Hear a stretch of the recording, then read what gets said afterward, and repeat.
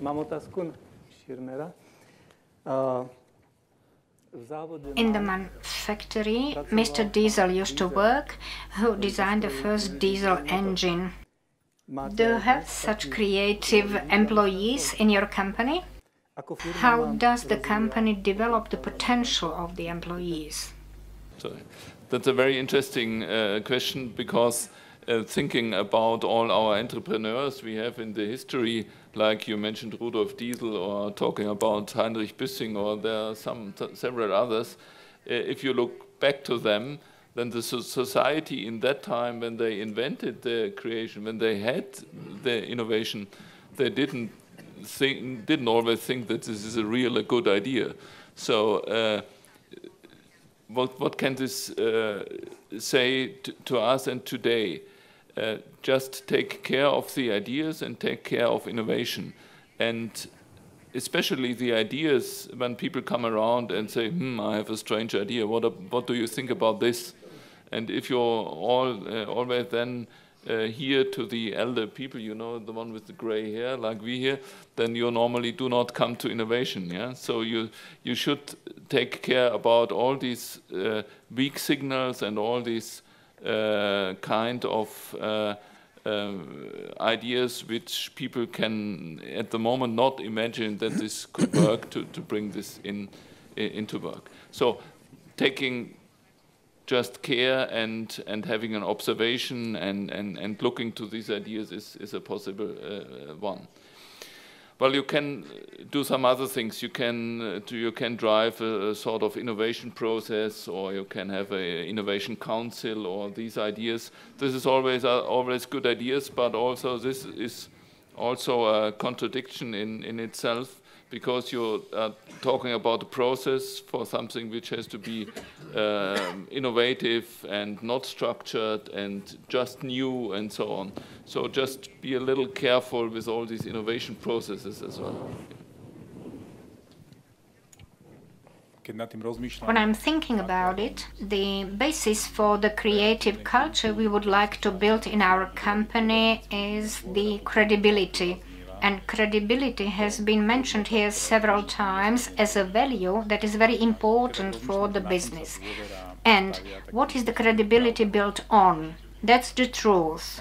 If you can create a climate in your company when your employees can tell you that what you are saying or what you are doing, that's a nonsense, when they are not afraid to present their new ideas, they are not afraid of your reaction.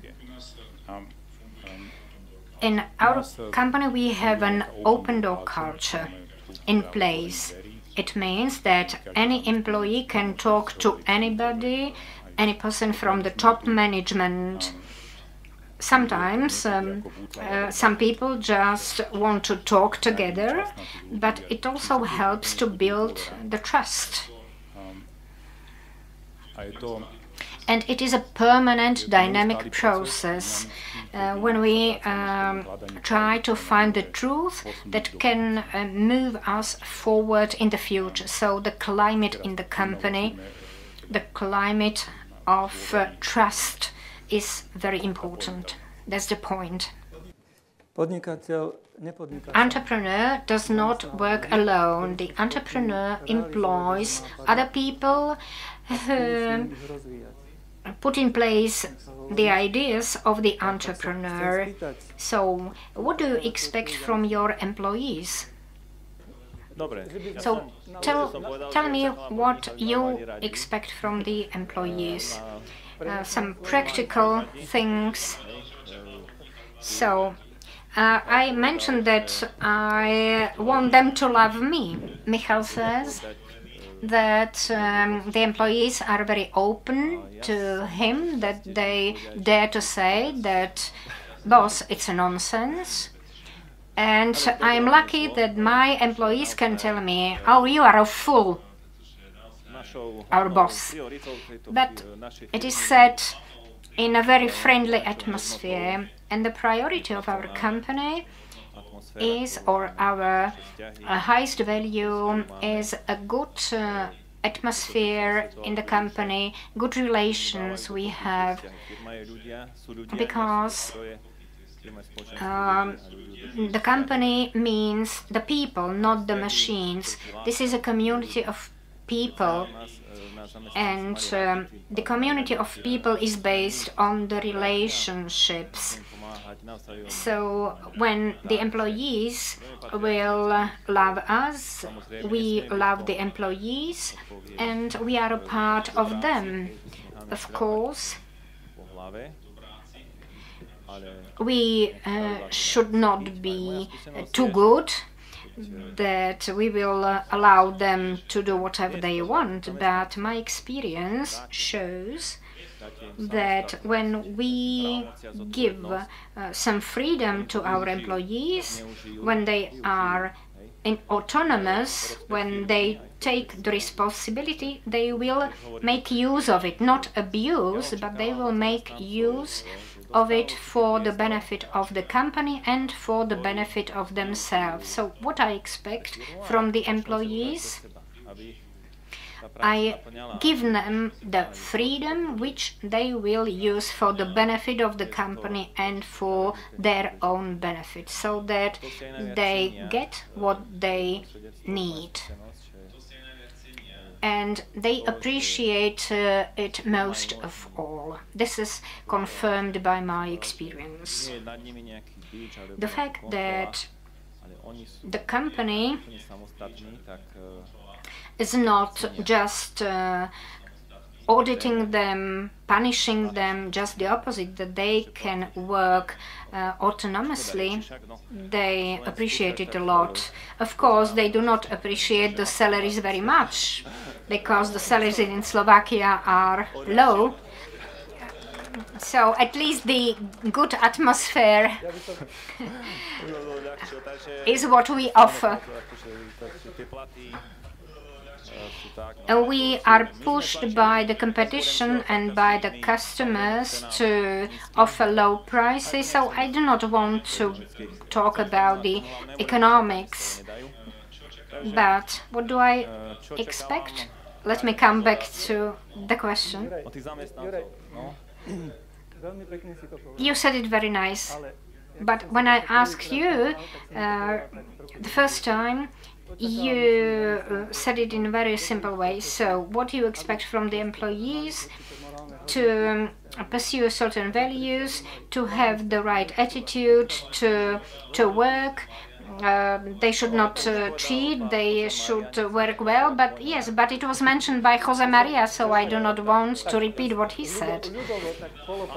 So simply said, I will repeat it in the other way. In one sentence. There are three factors. First, you need an expert.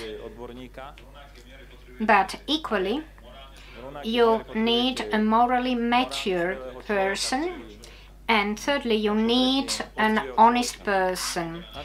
When a good expert is like a bomb in a company who will argue with everybody, and you have to disappear or he will kill you, or you can have a good expert who is very nice to all other people, but every day will steal something from your company. When you count this together, then you will see how much you lose. So all these three factors have to work together within the company, otherwise it does not work. In order to work it together, I said to myself, I should not be an example for those who steal from the company. I cannot serve as an example to those who would like to invoice something that was not delivered, or I will not pay the taxes, for example.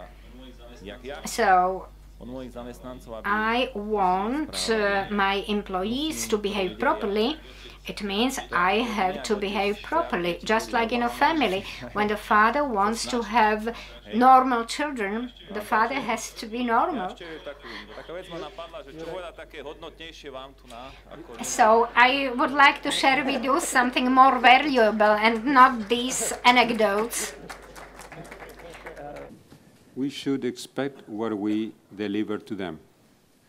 If we consider they are a person and that we will dignify with the job, he will respond in the same way.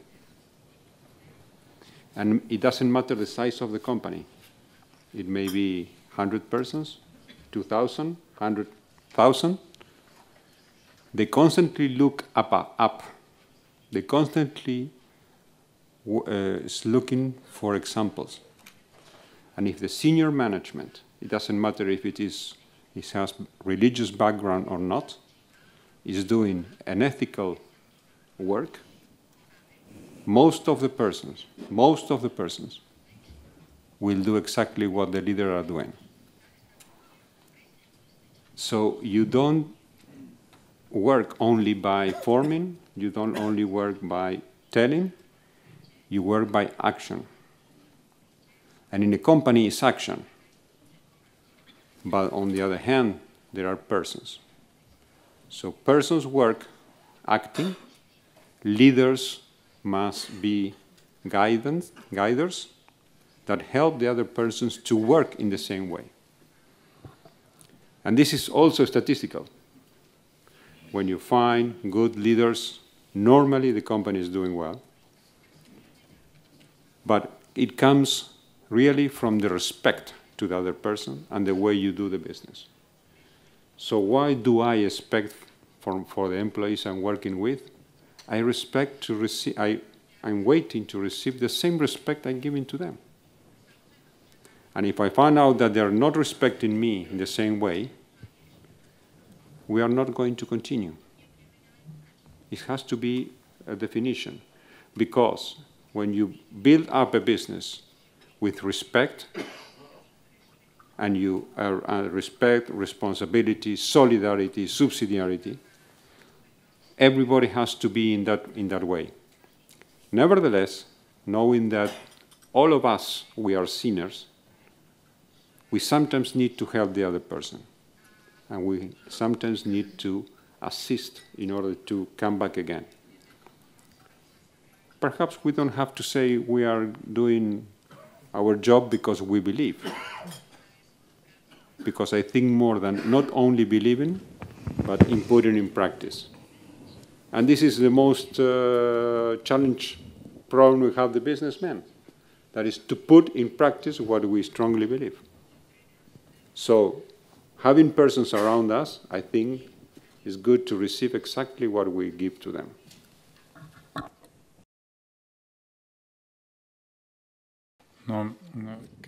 When I was thinking how to support it in the systematical way, I would begin from a completely different angle. I studied the company culture of my competitors.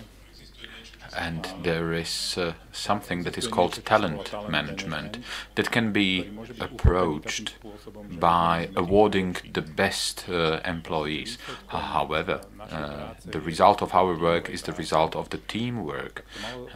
Then the result was that people wanted to be the best ones, and therefore they didn't work well in a team. Although there was one person who was a winner, there was a gap between the best ones and the rest of the team. That means the individual success is different from team responsibility.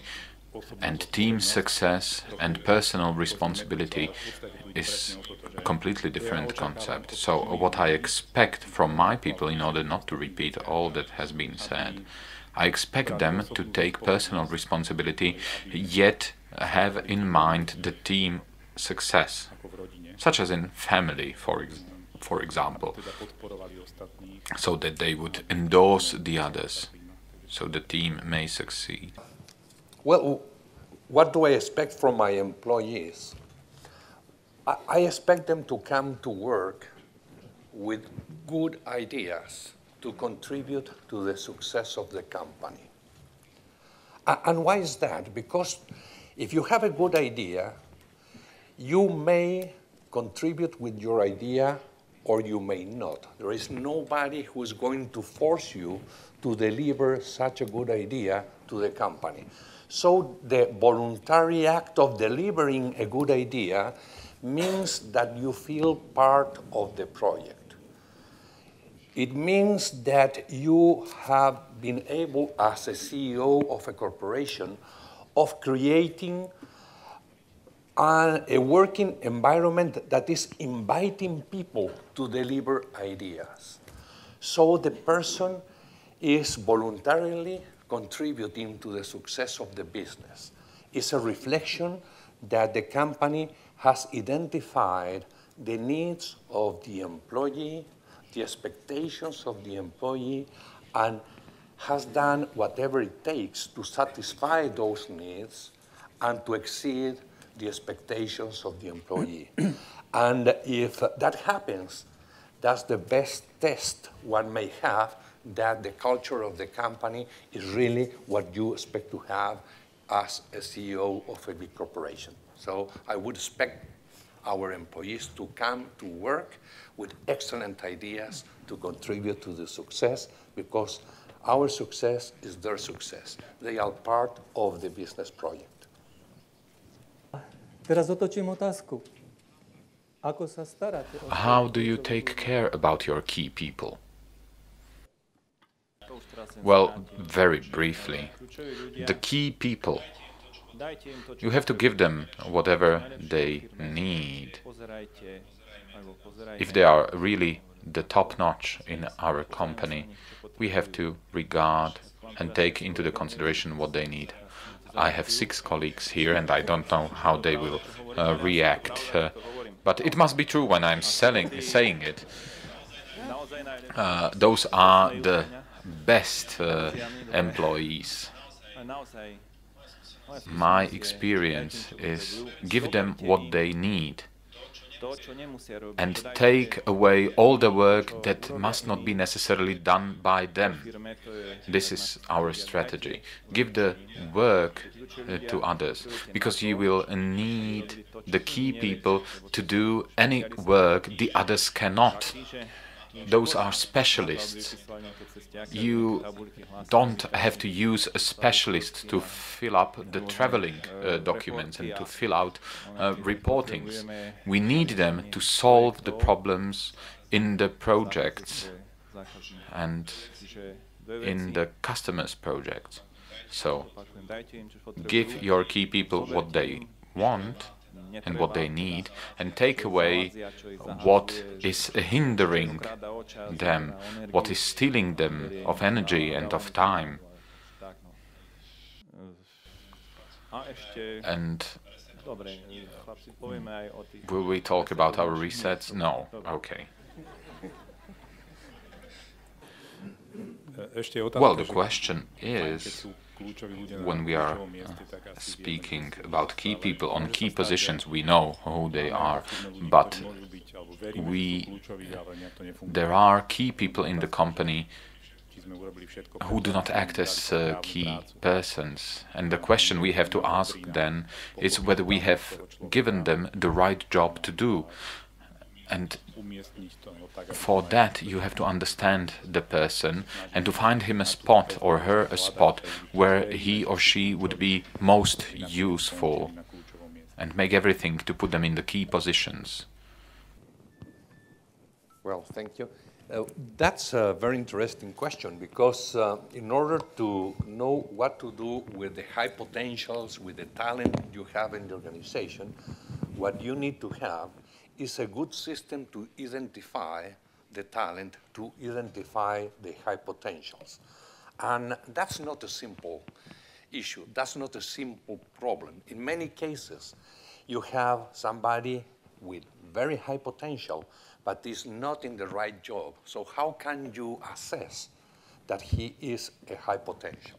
So I think that the first answer to your question is, well, first we need to have a system that objectively identifies the talent that is available in the organization.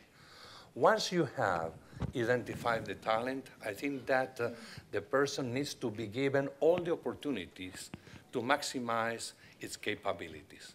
But I think that it's more difficult to identify the talent than to develop it once it's known that it has a high potential. Yeah, I want to start like this. You know, in an efficient organization, all people are key people. However, I think it's also here. The basics make all the things. Yeah. So the first thing is know your people. It's you are a better leader if you know your people. What they can do, what they cannot do, what their private background is, what their beliefs are, what their hopes are, what their dreams are. And in order to have this, you should talk a lot and you should share ideas with your people. And then I think it are three parts. The first of all is also, this is very easy, it's a positive approach. The first time you meet a person, it decides whether you have a positive spiral with this person, yeah, whether you have a positive approach, you believe in him, you think that he can contribute, you think he's a good worker, he's a good speaker, a good thinker, and so on. Or you decide that you, at the first second, think, oh, this one won't be a good part of my team. So as a leader for yourself, try every time you meet a new member of your team to have this positive spiral. The first one. The second one is about motivation, and you know that everyone only can motivate himself or herself. So what we as leaders can do is, what you already mentioned, is please do not demotivate your team. Yeah? So take all the things away, you also mentioned it. Yeah? Not so much processes, not so much paperwork, not so much regulations. Yeah? Just take away what demotivates people. And the third one, then, of course, it's a development, leadership development, and this has to do with a good potential analysis and has then to lead to the formal things, to development measurements and so on. But it starts, know your people, have a positive approach, think about motivation, and then the more technical development steps come.